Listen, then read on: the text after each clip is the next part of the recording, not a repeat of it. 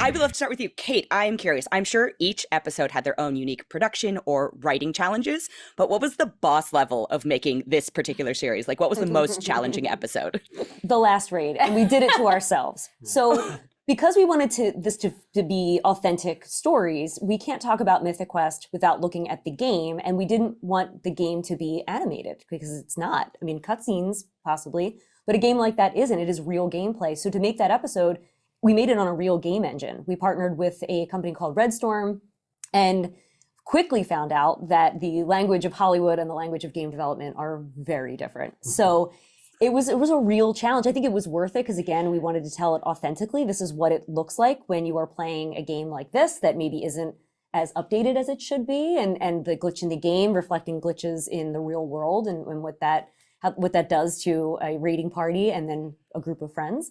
So we really wanted to have that authentic experience, and then we just all turned into Ions and Poppies because we were like, this is our dream. I noodled on it, and Blood Ocean, and they're like, what are you talking about? We take years to do these things, and vice versa. I mean, I was so impressed with the things that they were able to do and accomplish in this wacky timeline that we put on ourselves. So I would say that episode got real meta real fast. But worth it because I think I learned so much more about the gaming development space, and yeah, it was. I wouldn't change anything, but it was, except for like the scar from the stress eczema that I got. But again, really worth it. They worked so hard, and once we kind of found that common language, we were really, kind of moving along with it. But we were asking for the impossible, and they delivered on it, which was incredible. Ashly, I'm curious for you. So when you're passionate about something that is also your work, right?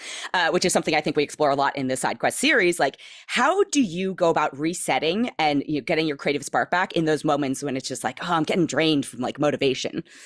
Whew. Well, I feel like as you intimated, this series is really about those kinds of questions. I think for us, well, I'll just speak for myself, I guess I should say, like figuring out what work-life balance is a journey. I know, right? And so that's, you see that in a lot of our episodes, I think, of what is it like when you love the thing that you do? How does that affect the love for the thing that you do? So there was a lot of exploring that we did in this series about those questions. I'm still finding answers. I think rest is a big part of it, letting yourself rest. I'm not amazing at that, so I'm learning. But yeah, that is such a big question that I think we asked ourselves, especially while we were working very hard on the show. So there are pieces of that for sure in the episodes of the series. John, for you, what was the most formative game for you growing up? I would have to say Rampage was a big one. Ooh, I Rampage really was a like good one. smashing buildings. Contra was a big one too. But I really liked Rampage because at least when I was playing it, it felt very non-competitive. It just felt like kind of a release. That was the problem I had with the games, is like I didn't really grow up with systems, so I'd go over to someone's house and just get my ass handed to me because I had no skill set in that. So I really enjoyed things like that where I was like, oh, I'm not getting destroyed here. I'm just smashing buildings.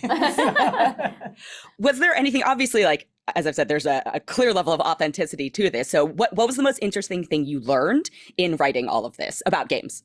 I mean, probably for you and Fugue, right? Learning about.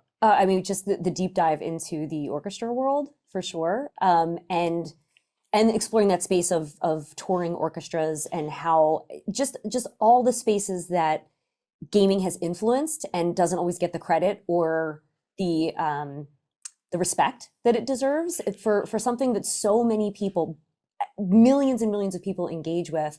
It's one of the most consumed form of media that there is, and it still kind of has this stigma around it of just gaming, or that's for nerds, or that's for whatever. And I think people have had to change their, the long gone are the days of the parents saying you're never going to make money on that. Get out. And now, yes, there's so many ways that you can engage with it as a career, or just as a relaxation, or as a source of stress, as sometimes happens when I play games because I am not good at it, but I love it. So I think that I hope that what the show kind of highlights, Mythic Quest and also Side Quest, is that it's a huge market. It's a big community. There's a lot to explore in it, and hopefully more people take note of that and just really give it the space and the respect that it deserves.